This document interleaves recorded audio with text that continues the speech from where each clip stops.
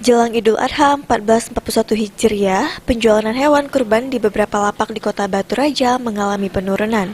Kondisi ini diakui Samino, salah satu pedagang hewan kurban yang membuka lapak di Jalan Lintas Sumatera Batu Raja. Ia mengungkapkan di masa pandemi COVID-19 ini, tingkat penjualan hewan kurban miliknya menurun drastis hingga 60%.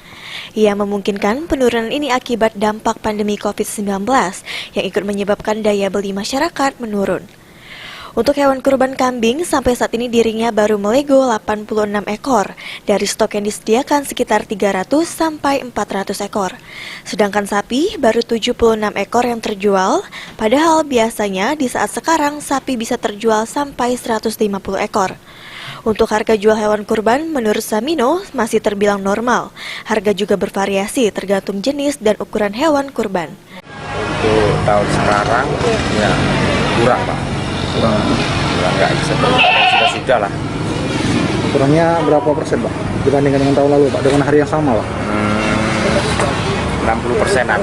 60%. Berarti lebih dari separuh Pak? Yang Lebih dari separuh. Untuk harga gimana Pak? Untuk harga masih stabil Pak. Kalau kambing berapa, kalau sapi berapa? Kambing paling murah 2.500.000, paling tertinggi 4.800.000. Sapi?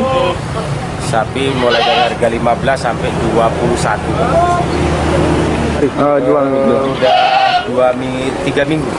Sejauh ini berapa ekor yang sudah nego? Untuk kambing kurang lebih 86 ekor. Dari stok berapa itu Pak? Stok biasanya kan mencapai 300-400. Sapi? Sapi baru 76. Dari stok berapa? Biasanya 150 ekor. Kalau jenis kambing sendiri apa? Variasi Pak, ada yang kampung, kacang, ada yang Rambon, Bligon itu Pak. Ari Pranika, PAL TV.